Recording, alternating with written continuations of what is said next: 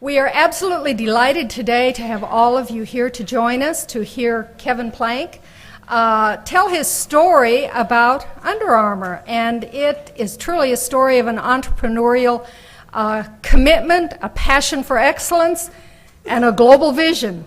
And as we think about the fact that as an under 40, he has achieved all of this from a football playing days in 1995 at University of Maryland, and today the company is worth in sales over $700 million globally. For those of you who are still in school, look at what you can do, and I think this is what the vision is. Kevin has been recognized as Entrepreneur of the Year by Ernst & Young in 2006 for the retail consumer products categories. He's on the Hall of Fame for the 40 Under 40. He has been a member of a number of organizations. He's on the foundation board for University of Maryland, his alma mater. He is a business administration graduate of that university. We don't play them usually, so that's okay too. But today, I want to give all the time we can for Kevin. But before we bring him to the podium, Abby, would you come up and lead us in an Auburn welcome for Kevin?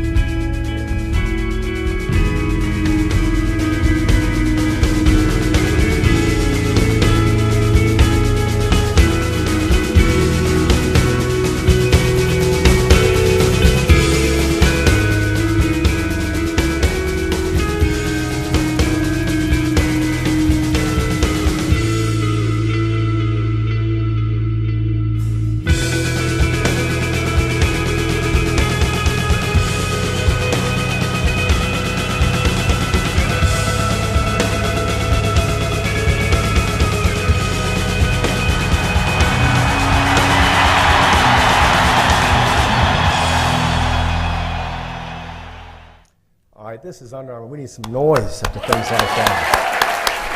Come on. Well, Carol, thank you very much for the warm introduction. I can't tell you how good it is for. Is that all right? Can you hear me fine? Let's see. How good it is to have us here today. And with me, I got a number of different people from our team, including Diane Pelkey from our relations department and Walker Jones, who helps manage the relationship down here. And we've got a lot of special guests that I want to go through. And first, just start off by saying thank you, thank you, thank you. Our relationship with Auburn goes back now more than 4 years, and it seems like it was just yesterday as we continue to work in progress and just have your teams continue to teach us, and hopefully we're able to give a little bit back. And that's what I wanted to talk to you about today, was about this story of hopefully a bit of hope, right? That's what entrepreneurship is. It's talking about what's possible, and it's taking things that don't exist and making something great. And that's obviously what happens, every day, and with all the athletes here and the coaches and administration, what we do on the athletic fields, as well as what we look to hope to do in life someday. But first, just a few thanks, and some of my friends who I don't get to see too often down here at Auburn, and I just want to thank really quickly Tim Jackson, all your help in athletics, and John Wagner, Nikki Borges. That's part of our team who helps manage us on a day-to-day basis from sort of the very high in the sky, that all are part of Jay's team. And first of all, Carol, thank you so much. And we're so excited about our affiliation with the Human Services Department and what that's going to mean to us. The sciences is going to be a very big deal. President Gouge, of course, for having us here and giving us the opportunity. And very special thanks to my good friend, Jay Jacobs. And so Jay has been the person who very early on stuck his hand out and said, sometimes people need a chance in life, and that's what we're going to give Under Armour. And it was very big and very bold of him to do that. It's something that I will never, ever forget. And one of the reasons why we hope to be the long-term partner of Auburn University. And with that, part of that vision involves our new football coach, and Gene Chizik, who I've had the pleasure of spending about the last 6 months with in and out, and he is going to be just terrific for us. So our future is very, very bright. And as you can see, we put our money where our mouth is in that last national commercial that we have out there featuring Coach Chizik and the Auburn program. If I could, before I really get into it, one other special thanks is recognizing the significance of today and the date that it is being September 11th. And with us also, we brought somebody down here for the weekend. I'd ask to stand up in a second. Captain Chad Fleming is someone who is an Army Ranger captain who actually, he has 3 Purple Hearts, 2 Bronze Stars, and on a recent tour in Iraq, he lost his left leg. And he's involved with so many things, from racing for the families of fallen Rangers to something that our company is very passionate about, which is the Wounded Warrior Foundation. And he's been out training again. He's got all kinds of trauma and everything, but he's here and he's standing for us. So Chad, if you could stand up, and any of our military personnel who are here, we'd love to just give a round of applause. Thank you, brother. Yeah, sit there. Give it up to him, man. Thank you, brother. Thank you.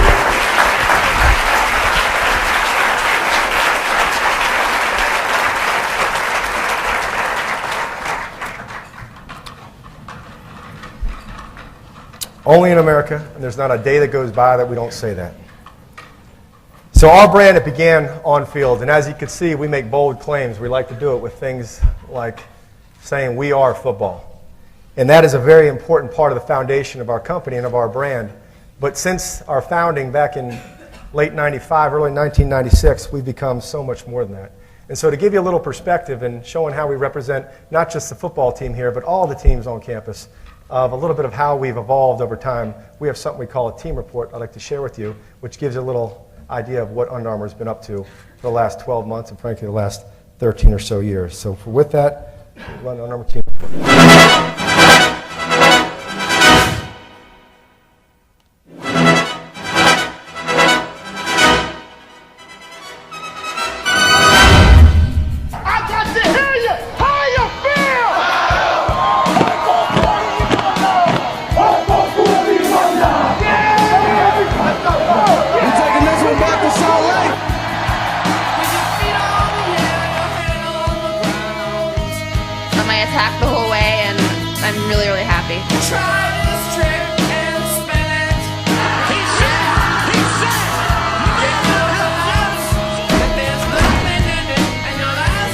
I want to be the best. Where is my mind?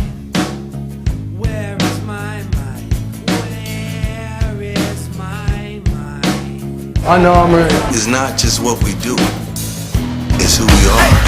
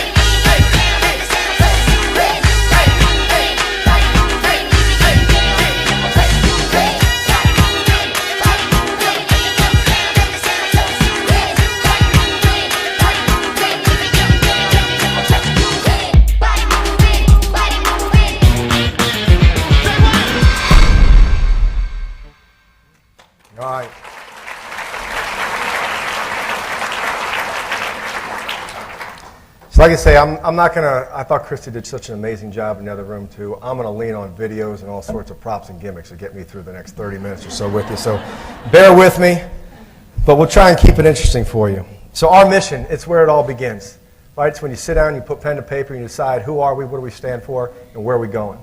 So our company and our team of people, the 2,300 plus that we have located in Baltimore, more than 7 offices around the world, begin with this statement: to make all athletes better. And we do that through passion, science, as we say, the relentless pursuit of innovation. Much of that innovation is going to begin right here in this university as well, and with our great department that we're going to begin working with. So we are a growth company first and foremost. That's what we do. We became a public company back in 2005. That's one of the commitments to being a public company. But the reason that we grow is not because of our financial status as much as because it's what the consumer wants from us. It's the opportunity that is out there in front of us as well.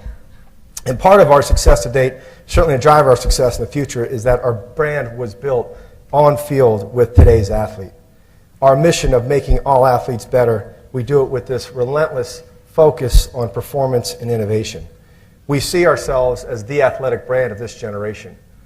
I think my parents grew up with those guys from Germany. I think that I grow up with those guys from the West Coast. And we see that you all and our kids, we're hopefully going to see them all grow up as Under Armour kids. But what I can tell you is that it wasn't always like that. In fact, prior to Under Armour, athletes never had a choice. What you see behind you is a picture of myself at 13 years old actually wearing what kids had for an option when they played sports. It was a short-sleeved cotton t-shirt in the summer and a long-sleeved cotton t-shirt in the winter. Or in this case, I wore a performance flannel t-shirt underneath my pads. These performance rubber buttons on the end. Guess I'm dating myself a little bit with that. But we always knew that there was something better out there. In this pursuit to solve a problem that an athlete had on field, that's our heritage, that's our foundation. And innovation is what defines us going forward. So actually through my years playing football from grade school to high school, and then eventually at the University of Maryland, I had this idea. How come no one ever addressed the equipment that athletes wore beneath their pads? No one ever addressed that cotton t-shirt, which when it was dry weighed about 6 ounces, but once it became wet on your body, could weigh somewhere between 2 or 3 pounds, depending on how much moisture was there. And as an athlete, I'd go out for warm-ups. I'd come back in, I'd change my undershirt. Go out for the first half of a game, I'd come back in, I'd change my undershirt. And I wasn't the only person on the team doing this. There were lots of guys. I didn't have a gland problem. There was nothing wrong with me. I got sweat just a little bit, but I was like the other ones. And so whether it was you were sweating, whether it was raining outside, whether I was pouring cold water on my head just trying to stay cool, that idea of why doesn't somebody make a better alternative, that's what drove me. So I had this idea for this compression t-shirt that wouldn't hold moisture, but more importantly, wouldn't hold that moisture's weight. And to test this concept, I wondered how come nobody makes something like a synthetic that would wear sort of snug to the body like a second skin. So finishing playing football at the fall of 1995 and looking into 1996 and graduating and having to get out of college, and this reality is starting to come to many of you and thinking about, all right, now what the heck am I going to do with the rest of my life? And that idea was, well, what if I pursued this idea of this t-shirt? And I remember asking people and saying, I've got this concept, what are you doing after school? I'm going to work for Price Waterhouse, I'm going to work here, I'm going to work this 1996, all kinds of places. And I remember saying, I'm going to go after this idea for this t-shirt. People said, you're crazy. It'll never happen, the big guys will swallow you up, you won't have a chance. And my response to that is always the same. When people ask me today and say, can you believe, did you imagine, did you ever know it would be like this? And that answer is always, you know, I never knew exactly how things were going to look. But more importantly than that, I woke up every single morning and I never believed that it couldn't happen. I got up every morning and I believed, why not us? Why not me? My goals weren't 10 years out. My goals were, I'm going to make the world's greatest athletic t-shirt. So in order to do that, I needed to test this concept. So just with an idea in mind, I went to a local fabric store that we had in College Park, which is the town where I went to school, and I bought some material that fit this concept I had. Sort of lightweight, stretchy material, synthetic in feel. And I remember asking the woman behind the counter, can you help me? And here's what I'm looking for, pointing me to the corner. I bought as much fabric as they had, and just a fabric that just sort of fit the concept. I took that fabric to a local tailor, and I brought him a tight little white Hanes t-shirt. And I said, sir, can you please make me as many t-shirts that look like this out of this material? So 7 prototypes later, he handed them back to me. He handed me a bill for about $400 for those 7 shirts. And I said, all right, I'm going to give it a try. It's the spring of 1996 at this point. I took them back to my teammates at the University of Maryland, and I passed them out. And I asked the guys, I said, tell me what you think about them. And of the 7 shirts that I passed out, one of the athletes was also a baseball player. One of the other athletes was also a lacrosse player. And the lacrosse player was dating a girl who was on the girls' lacrosse team. And one by one, they all started coming back to me with saying, hey, what is this thing? Where can I get more of them? Not only the guys on the football team were asking for them, but those in the baseball team were asking for them. Those in the boys' lacrosse team, the girls' lacrosse team. And I realized this idea that I had to build a great T-shirt for football was a concept or maybe a category that was much bigger than that. And that's where the idea began. So in order to find out how to build it, I decided I needed to learn a better way to manufacture than $400 for 7 T-shirts. So the only thing I knew about manufacturing was hop in my car. I heard about this place called the Garment District in New York. Got in my Bronco 2 and drove up 95 to New York City, parked at 34th and 7th Avenue, and just started walking around it. So I figured I'd just figure it out. Walked into a store, and it was like Mecca. It was like I had this one little fabric shop, this one little tailor shop down in Maryland, and all of a sudden in New York there was everywhere. So figured out how to get my first run of 500 shirts made, and found a fabric, found a manufacturer, things that fit the idea, which that first fabric has since been evolved more than 40 different times, improving the hand, improving the fabrication of it. And people ask about that. What's different about your first one to now? And I equate it to, brands or products. They're living things. They don't just build and you let them go. You have to keep evolving and developing them. And part of that evolvement for us, it's like, think about, you look at something like a Porsche in early 1970s, and the way that a Porsche looks today. It's the same general concept, but it's a very different car with very different performance. And that's what we continue to invent and to reinvent in our products over and over and over. So in order to do this, I needed to set up shop. I had a concept, I had a product. So the best place for me to set up shop was, I had this real estate in Georgetown that my grandmother actually, where my mother was born and my grandmother used to live. She'd passed away, unfortunately, a few years before, and so there was this empty old row house. I was graduating from the University of Maryland, and there was this house 2 blocks from Georgetown University. I'm 23 years old. I figured I'm going to get this stab at this job. My mom gave me a break on the rent for a couple months, and so I figured I'll give it a go. Living upstairs, sales office, what you see pictured right here on the ground floor, and what was the dining room, and then keep an inventory in the basement. And we were going. In those early years, it was about size, it was about confidence, it was about belief that you had in yourself. When you start a company and you're one person, the first thing you want to convince people is that there's 10 more people back at the office when you're out. So how do you do that? When somebody asks you something about how business is, no matter what, you tell them something good and you smile. So I remember when I used to travel in the early days, I always used to carry 2 business cards with me, because the dangerous thing about being the decision maker, and the bottom line, there's nothing worse when you meet an entrepreneur and you say, how you doing, what's your name, and my name's John Mackey, and I'm John Mackey of John Mackey Consultants, and I happen to be the president, the founder, the CEO, and everything else. And you're looking and going, all right, how big is that organization? So I'd carry 2 business cards, and one of them I would carry for all my vendors, the fabric people I deal with, the manufacturers. And it said Kevin Plank, President. And that way they'd know that the buck stopped here. If there was something that they needed, or if they needed to know that they'd get paid or they could count on somebody, I knew they could count on me. There was a second business card I'd carry whenever I'd do a sales call. It said Kevin Plank, Sales Manager. And that way, when they came out and I'd pitch an account, I'd go see an equipment manager, and they'd try to convince us that they wanted a better price. I'd sit there and I'd shake my head and go, man, I'd love to give you a better number, but the old man with the bag of money back in D.C. will never go for it. Sorry. Sometimes it's good not to be able to make all the decisions you'll find in life. So I like to say, and you saw pictures of what our inventory looked like and what it was down there, but those principles early on of getting going, in that first year in business in 1996, we did about $17,000 in sales. But we had momentum, we had passion, we had people that enjoyed our product. And $17,000 in 96 quickly turned into $100,000 in 1997. And our growth continued from there. But the way that growth happens, it's based off of principle. It's based off of your character and who you are and what you stand for. And it was probably about 10 years ago that I came up with these 4 things of what do we call the pillars of Under Armour. And I say them very simply, I call them my job description. I keep them written on a board in my office, and I look at them every morning when I get to work and every night before I go home. And it says, first and foremost, make great product. You screw everything else up about your company, as long as you make a good product, at some level you're going to be okay. The second thing is make sure you tell a great story about your product. And as you can see in just some of our marketing, we take great pride in the stories that we tell about our brand. And believe me, to convince a bunch of 280-pound football players to wear what at one point was just women's lingerie on their body you better be a good storyteller. The third period is about how we service the business. And those are all the other op-ends of what you do. It's how you deliver, how you ship. Because unless you can get it there, it doesn't matter how good the product is.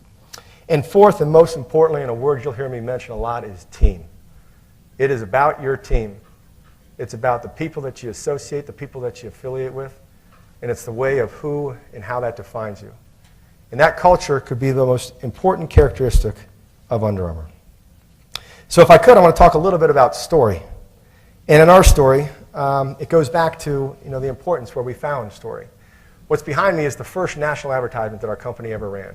The time of this was the end or beginning of 1999, and we were struggling. Our sales had gone from 17,000 in 96 to 110,000 to 400,000 to $1.3 million. We were on our way to maybe a $5 million year, and this is what is king in a young entrepreneurial company. It's cash. And we were needing cash. And I remember when we were young, we'd take everybody in the company, we'd sit around the table once a week, and we'd talk about things that were happening. Communication couldn't be any more important. You can never say you need communication enough in a business. And I remember whenever we'd have a big decision coming up, I'd ask everybody, I'd pull everybody around the table and say, we're thinking about this, we should go here, what do you guys think? And I remember that conversation that I had about running this ad in ESPN the magazine. Remember, this is end of 1999, .coms were at a peak. To run any kind of advertisement, they needed your cash up front. This ad cost $25,000. And I remember we barely didn't have $25,000. ESPN the magazine said, if you guys want to run an ad, we need the money up front, no terms, no dating, anything else. So I'm thinking to myself, should we run this ad? What we had going for us is we'd gotten some great product placement in a movie called Any Given Sunday that was done by Oliver Stone. It's a movie about football that starred Charlton Heston and Al Pacino, and Jamie Foxx made his debut in it. And we had logo prominent everywhere in it. And I remember thinking it's important that we, first and foremost, tell our story. And I remember asking people in the company and saying, give me your input. As I went around the table, it was, we need more people. We need more fabric, right? We need better sewing machines. We need on and on and on as you bounce around. And I remember at the end taking everybody's consensus and listening and saying, I hear you, I believe you, but I think what we need to do is we need to tell our story. So we took a chance, we ran this half-page ad, and really with the last $25,000 that we had in the bank, and we cut it as close as we could to that ad hitting at the middle of December. And into that Christmas season, that one ad ended up generating nearly $1 million of direct sales that took place in the next month. That $1 million is one of those pivotal turning points that probably kept us going throughout 2000 and gave us the legs to go from $1.3 million to $5 million, and then more importantly, from $5 million to $20 million the following year. So those kind of decisions are the defining moments that you look at. So since then, telling stories has always been important to us. Some of the campaigns that we've told as a brand, from our first commercial back in 2002 we called Heat Gear, to a campaign we had called Click Clack, which was the first time that we launched football cleats, to a women's campaign that we ran about the teen girl athlete called Boom Boom Tap, to an ad that we did during the Super Bowl called The New Prototype, to a recent ad that we had at launching running shoes called Athletes Run. But probably the one that defines us more than anything is this ad called Protect This House. So what does Protect This House mean? And I remember when we first ran this thing, I told the guy who we were doing the commercial with, they had a price sheet of what things cost, and he said you can either do a company profile, costs X, and if you want to do a commercial, it costs X plus X plus X. So I remember telling this guy we were going to do a company profile, and as he showed up and he started setting up lights, I started saying, yeah, I know you want to use a beta cam, but can we use that film stuff? You don't mind if we just bring that in instead? And you mind calling that lighting guy over here? And it's sort of like our version of Stone Soup of, yeah, we're just going to do a film shoot. Next thing you know, actors are showing up, everything else. This guy figured out he was actually doing a commercial for us. And from that, we actually wound up spending more on the production of this commercial than we did in our ability to run it. And the reason for that is because we wanted to create something that could live beyond the 30 seconds we could afford to pay for on television. All of our advertising is meant to do that. It's meant to make you feel like you need to get out of your seat, like you want to stand up and say something. And whether you're a man, woman, or child, you should have that feeling and emotion that comes from Under Armour. And so with that, we're very proud of this legacy we've built around these words that are also written in Jordan Hare for us too, called Protect This House.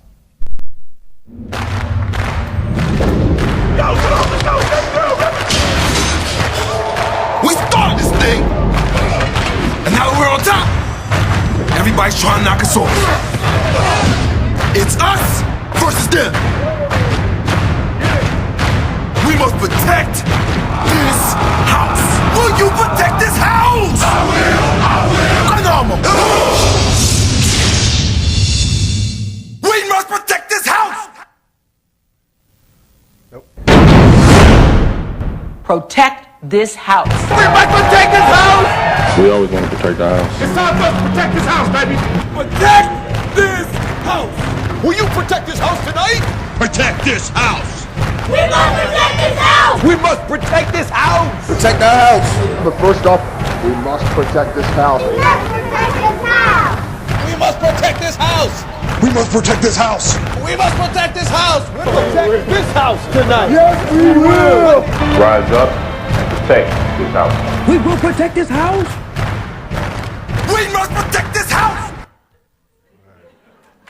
All right.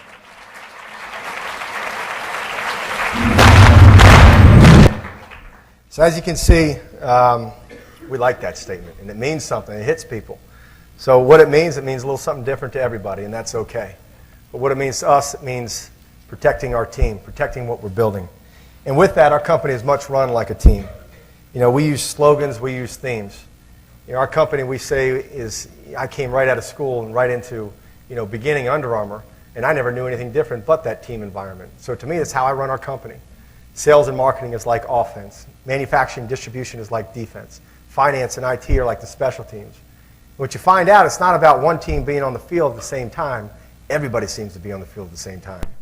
So how you communicate and how you send those messages is one of the most important things that you can do. That's why we use these themes, whether they're sales meetings or just time of year, and we keep people drilled into what are the things we're focusing on. Be humble, stay hungry. I think you hear us coming. Walk with a purpose. Dictate the tempo, on a mission. Like, these are the kind of things that we drive with our business. And again, we keep everybody pointed at the same idea and some of the things that define our business. So what is our business and where are we today? By doing my job, making sure all those around me are doing the same, you can see, we've matured not only as a brand, but as a company.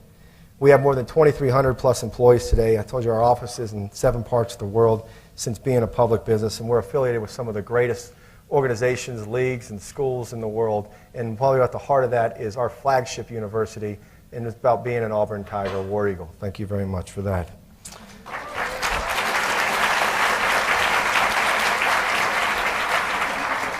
Our scoreboard as a business began back in 1996. As I told you, with $17,000 in revenues. That made it up to $5 million to $20 million. From there, we went to $50 million, to $115 million, to $205, to $285. To 404, to 606, to 725 last year. And this upcoming year, we've predicted we'll sell more than $800 million in business in a market that everybody wants to start with. You're not growing in this market. That's nonsense. And that's something we affectionately refer to at Under Armour as loser talk. No loser talk. We talk about what is possible. We talk about where we are going. And we talk about what we are going to do. So our revenues and our company breaks down a little different. Apparel still dominates our world, but footwear is something that we desperately believe in, and we are committed to making it our most important category. Our growth strategy, as we think about it, is as simple as we have 5 what we call growth drivers as a business.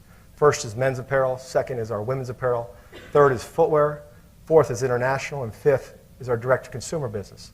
And the way we think about growing our business beyond just how am I going to sell one t-shirt to how am I going to build a global brand is as not simple, but probably as simple to explain as we want to make our women's apparel larger than our men's apparel. Women's apparel today is only about 25% of what we do. We then want to take our footwear category and make them larger than our men's and women's apparels combined, which as you can see is more than 80% of what we do today. We then want to take those 2 categories of apparel and footwear, we want to put them together, and we want to then go tell those stories country by country around the globe through our international strategy. And where we don't have great retail distribution, we want to offset that with our own direct-to-consumer, both our retail stores as well as our retail website. We believe in that growth. We believe in that story. It's the same message we've been telling for several years. But the difference in how we'll succeed in that is execution. And in that execution is how we move from being beyond just a men's compression brand into something that is much wider and much, much more. And hopefully today many of you leave with, man, I thought they just made those sport bras that I wear for my team. I thought I just saw their compression shorts. But I want you to know is that we're much more than that. We want you to think about us much more. And our job is to be able to communicate and tell you that story. So on both the men's side and on the women's side, I'd like to tell you two of those stories we have through two of our athletes, one being Brandon Jennings, the 10th pick in the NBA draft this past year, as well as Jen Hudak, who's one of our Olympic medalists that you'll see this year competing up in Vancouver. Yeah. First step is real important. That's how I get going. That's how I get past my defender. You know, I'm only 6'1". You know, I'm a small guy, so I have to be smart when I'm out there playing. Swagger is just how you play. You know, I try to put a little something more into it. Take my head, do this, that. My jump shot didn't come easy. My ball handling was okay. You got to keep working hard every day because, you know, next year is another set of 60 guys coming in ready to take your spot. You have to put in that extra time. Because, you know, when everybody's going home after practice, you're still in there just shooting by yourself. I've worked so hard to get to this point and I finally made it. Every single night for. This is what I waited my whole life for. This is what I waited my whole life for. This is what I had to work to get here. Anybody can dream about it, but are you going to put in the time and the effort to make it happen? There's times when I don't feel like doing all the work that I have to do. And I think once I say that's the easy way, that's when I say no, I don't take the easy way out. The hardest thing I've ever done is come back from injuries. It was the first World Cup, and the moment I crashed, I couldn't believe it. That wasn't in the plans. That wasn't what was supposed to happen. But then that kind of lights a fire under your butt a little bit, and it pisses you off. That's why I keep going back, is that feeling once you're in the air. Every trick is just this release, and you have that feeling of weightlessness and complete control. And then it's just art.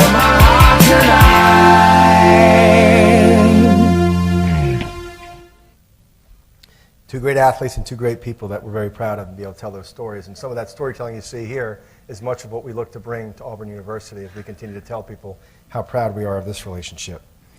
So footwear was the next piece, and our entry into footwear began back in 2006. And the only way we could enter a category as big as footwear was to do it authentic and do it on field. And so we started with making football cleats. And our first ride into football cleats in 2006, we took more than a 20% market share, becoming the #2 brand in our first year out. That doesn't happen. We were able to compete against some of the other bigger brands, and we were able to win. And for the first time in sporting goods in our category, we changed that. We raised average selling prices. We changed the way that the consumer looked and thought about just one brand and said, you know what, maybe there is someone else here. So our strategy there has been, most importantly, getting better every year. Getting better as we continue to expand. And not only the product that we have out there, but the thing that fuels and engines that product, which is the team of people that we put around it. When we launched our first shoes back in 2006, we had less than 20 people on our team. Today we have more than 150, including sourcing offices in Indonesia, Guangzhou, China, right, as well as quality offices in California, and here, of course, at our home offices. We are committed to what this means, and our latest foray is from training shoes in 2008, most recently running shoes. We are going to win. The idea of how we're going to win, though, is through a very deliberate message that we keep. It's about innovation. It's about what's next. It's not about what we've done and how we just continue to mature or graduate. You know, at Under Armour, we believe in revolution. We don't believe in evolution. It means every year we come back and we determine what's the message that we want to tell. What's the story that we want to explain to people? It's not just a continuation of a message that happened in the prior year, but it's us sitting down and redefining, going pen to paper and saying, that mission statement we have, make all athletes better, is that what we mean? And you know what? It's okay to change. Brands are about having points of view. Brands are about being deliberate. Your lives are about points of view. What you do both in the classroom, what you do in your personal lives, what you can do in your professional careers is about having a point of view. And you know what? It's okay to change directions from time to time, as long as, because you're going to make mistakes. But like we say, is when we make mistakes, one thing I promise you is A, it'll be full speed, and number two, we'll never do the same mistake twice. Run hard, run fast, be deliberate, walk with a purpose, and dictate the tempo. So some of those innovations, and just a couple neat ones I want to tell you about, are these things that we have in the market right now. One's called Recharge. And imagine an athlete who plays a game on a Saturday and typically takes until Wednesday or Thursday to recover their body, because the only thing they have available to them today is something like ice. We say ice is for bee stings. 20 minutes on, 20 minutes off. What's that doing for you, right? Maybe the athletes in here, you feel how cold and bad that is? But imagine the idea of being able to put a garment on that can actually reduce the amount of swelling that occurs in your body. And instead of taking until Wednesday to Thursday to be able to recover fully, imagine being able to recover by Tuesday or Wednesday. That type of edge, that type of innovation are the things that we're looking at. Another innovation we have is in a new mouth guard. What you think about mouth guard is that piece of plastic I put it in water and stick it in my mouth and protect my teeth. There's a lot more that you can do for your mouth and for your body by not only just protecting your teeth, but also by aligning your spine and aligning your jaw and what that would mean. And so we have this new product called Armour Bite, which is really neat stuff. And imagine, I challenge you to take a pen and stick it in your mouth and try to align your jaw back where your jaw typically hits a little off, and it increases your flexibility by as much as 15 or 20%, which also increases your strength, which also helps reduce the amount of speed at which fatigue can take place, which ultimately reduces the speed at which, or the likelihood of injury taking place. Innovation, innovation, innovation. We are going to bring that to your athletic teams over and over and have Auburn University at the tip of the spear with every advantage that is available in the world of science and the world of performance. That's our commitment. Yes, ma'am.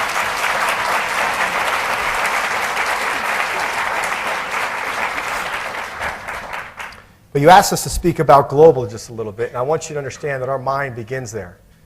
You know, we started, and there's all kinds of business. There's small business, local business, regional business, national business, and global business. And the ability for any company to grow to any one of those levels is typically limited by the ability for the entrepreneur, the principals, the leadership team to be able to give on and pass out responsibility, to define sandboxes for people and let them run and let them be decisive and let them make decisions on their own. And it's one of the things that we do at Under Armour very, very well, and that's the key to growth. We're at that point where we've, I think, made it from small business to local business to national to regional to national business. Our next focus is how do we become a global business. And our start there began in Europe about 4 or 5 years ago. We have our headquarters in Amsterdam, and we've made great progress in sponsoring professional football or soccer teams over there in the Bundesliga, which is their professional soccer league in Germany. We have the Welsh Rugby Union, which is just outside of England, and their national rugby team, which is it is a religion. And you see 80,000 people packed into Cardiff Statement in Wales to watch rugby.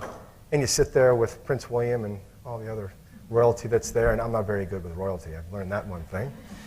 But he liked our kit, and the first thing he asked me when I actually got to meet Prince William was, did we make anything for polo?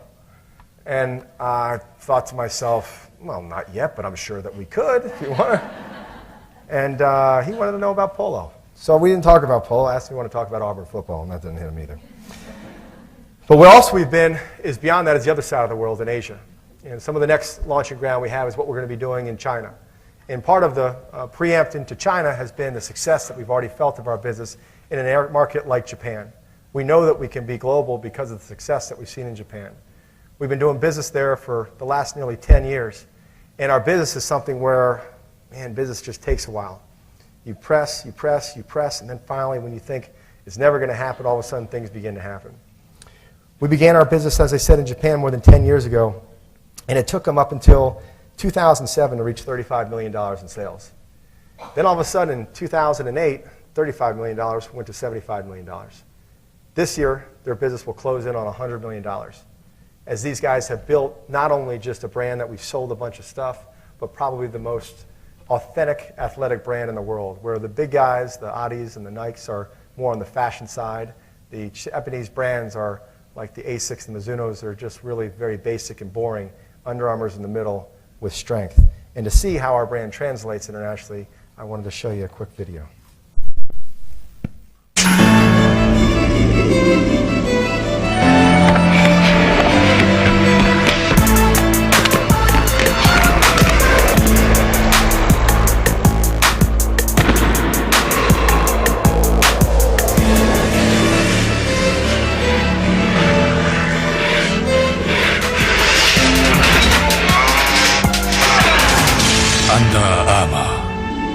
Performance を約束する刻印.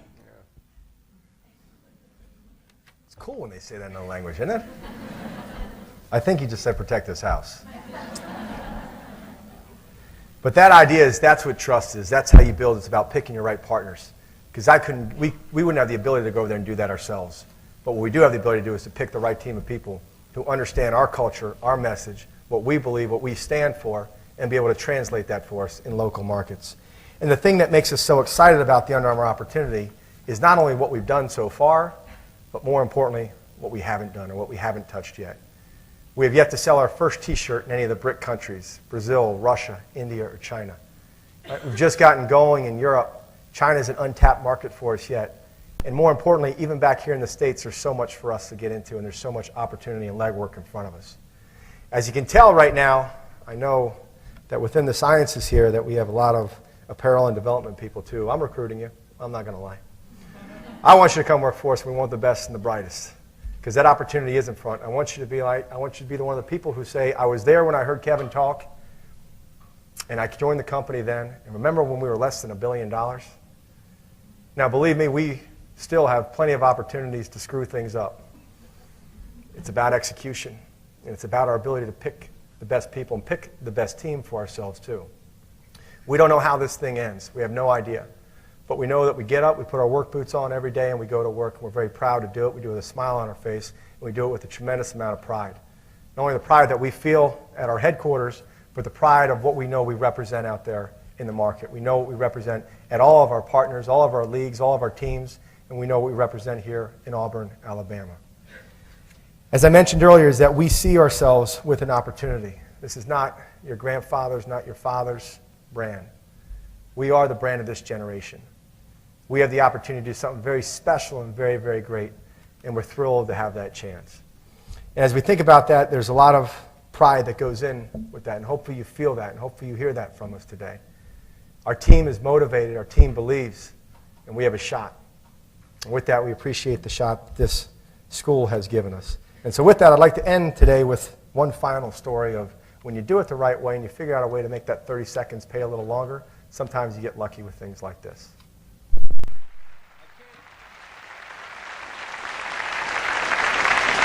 I watch a lot of football on Sundays, and they keep running this commercial. We must protect this house! And that's the way I spend the rest of my Sunday and most of Monday screaming that. We must protect this house! and for the family, it gets old in a hurry. And now I'm having difficulty purging myself of the urge to say, we must protect this house!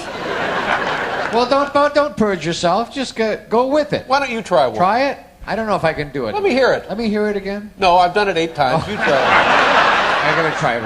We must protect this house! I don't know. Good.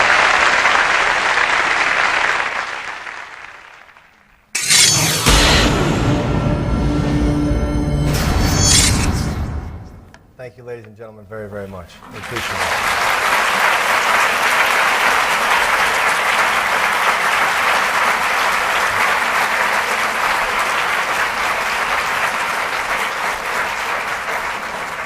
So I think we had a few minutes for some questions, and I think if you read this the right way, this was supposed to be read as Beat State. Any questions? Right? So just make sure you understand the tone of how we meant that. But if we could, we got a microphone here. I don't know. If you want to help me. Any questions any of you would have? Raise your hand and I'll bring the microphone. There's one in the back over here.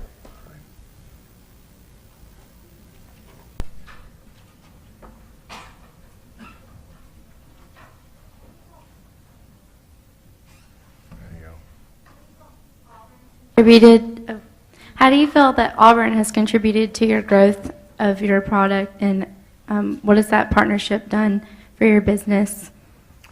It makes you better when you have the access to some of the best athletes in the world that give you real-time feedback on not only products you have in the market, but products you're thinking about in the market. So when we come down for games, for instance, we'll bring down in tomorrow night's game, you'll have a team of 5 or 6 people from both our product apparel and our footwear teams that will be down here watching, not only asking questions, but observing and seeing where are the opportunities, where are the holes that happen during a game time, how can we improve some of that efficiency that takes place during a game, making athletes' lives a little bit easier. Again, the inspiration, the initial insight for our company came from me watching other athletes go into a locker room at halftime and stripping off your shoulder pads and trading out your T-shirts and taking towels and getting hydrated, putting on new T-shirts, putting your pads and your jerseys back on, that just took time. And that idea is something I think that is carried over very much in the way that we think about where's that next great product coming from. That's that idea of innovation is not going to happen from us sitting in a corporate office typing on a computer, but us living and breathing and being with the athletes out in the field. So whether it's football, baseball, basketball is obviously a category that we plan to help Nell and Coach Lebo with their teams as well, and we're going to deliver some great products in the basketball area too. But again, all these things are about progress. Where are we today and how do we get better tomorrow? Right? And making sure that we always put our athletes with nothing but the best products in the world and thinking about that next great product. Thank you.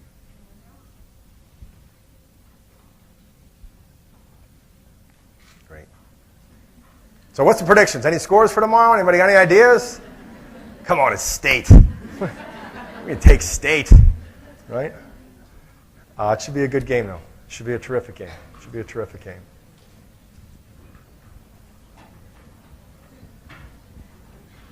There we go.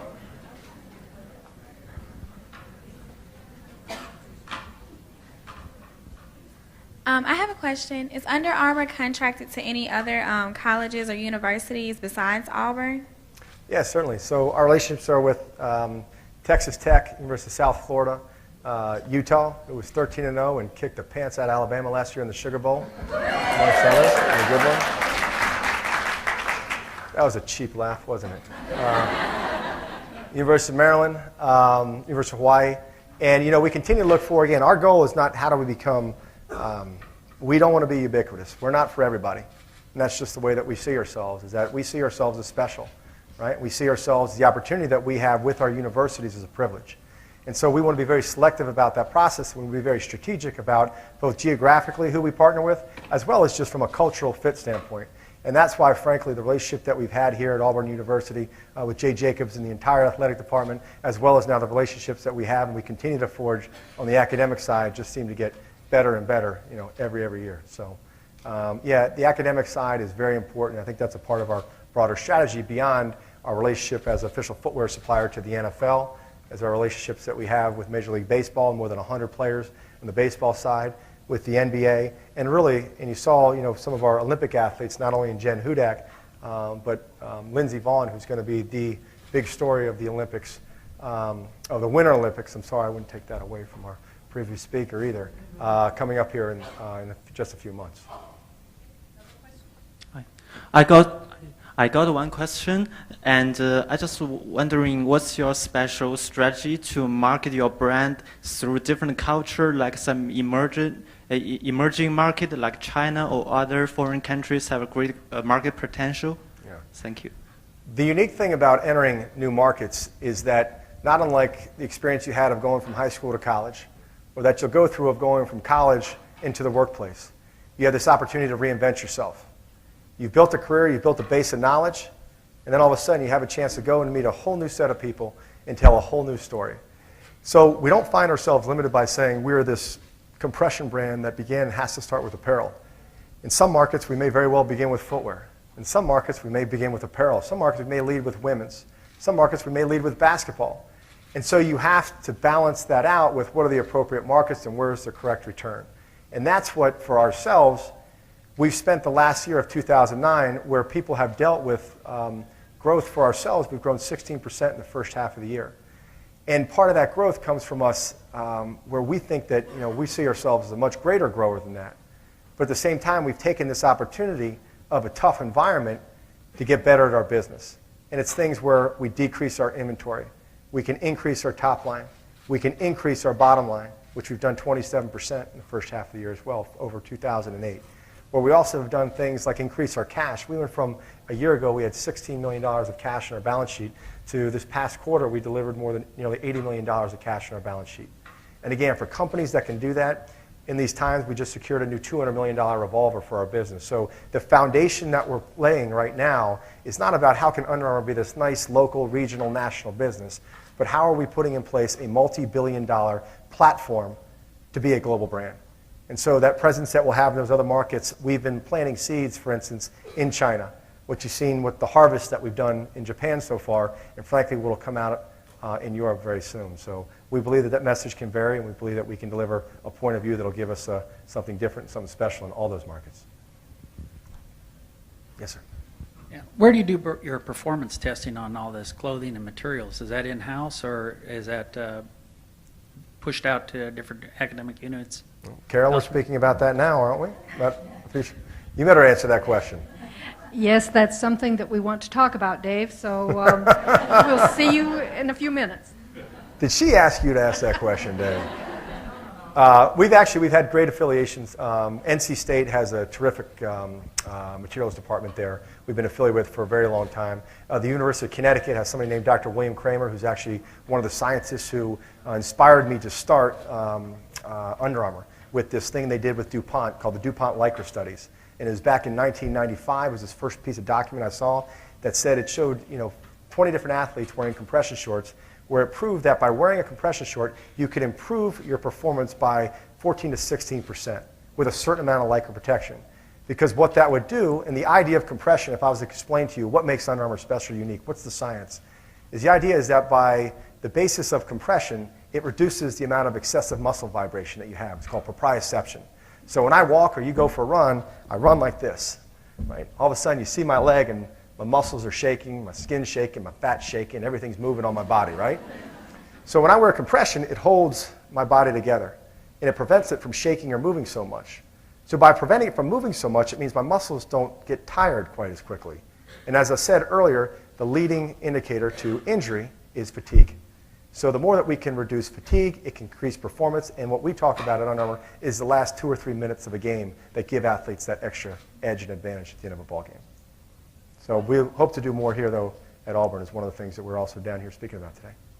One more question. Okay. How did you get your startup capital, and how much did you need to launch?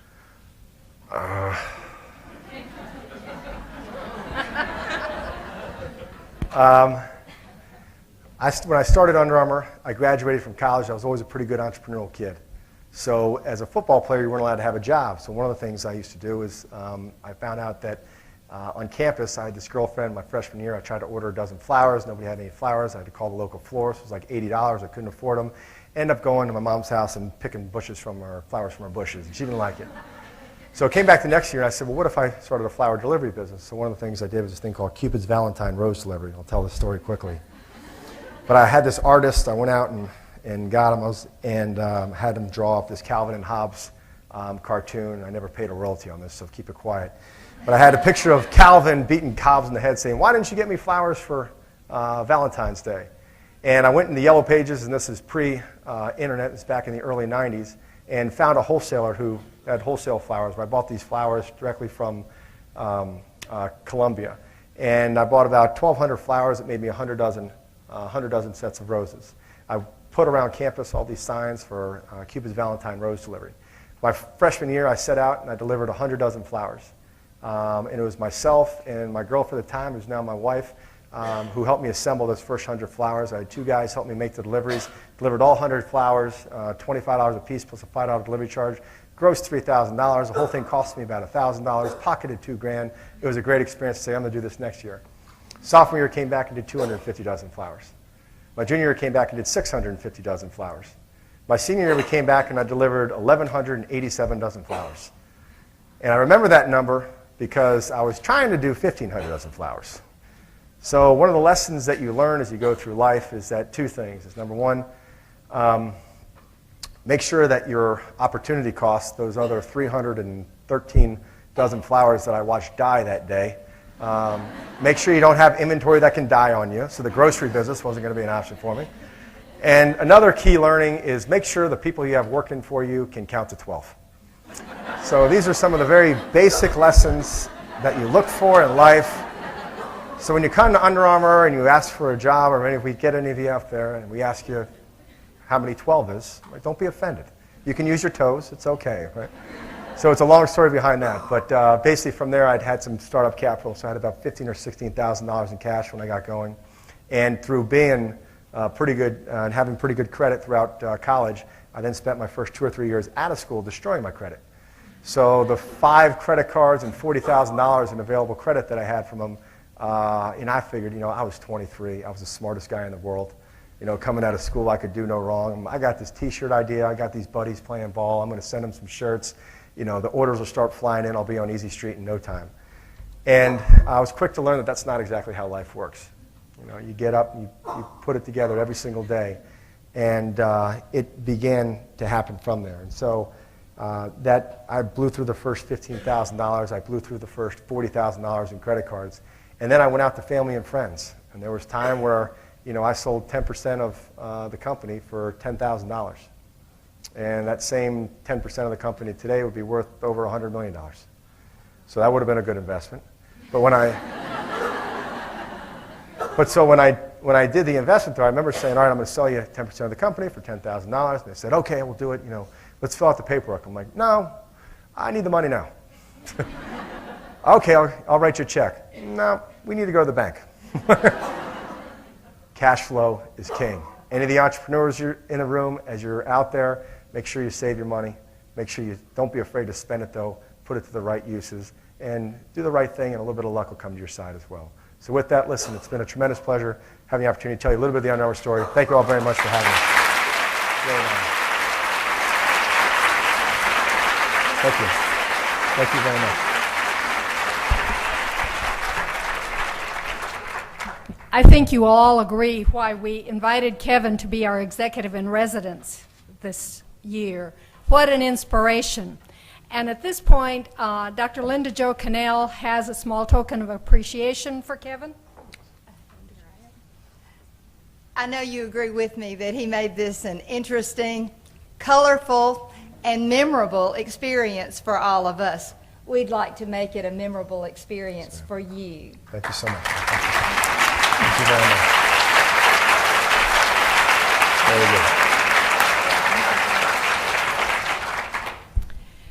And at this point, we thank you all for coming. Join us on the field tomorrow, or join the team at the stadium tomorrow for a win. And we thank you all. Thank you all very much. War Eagle! War Eagle.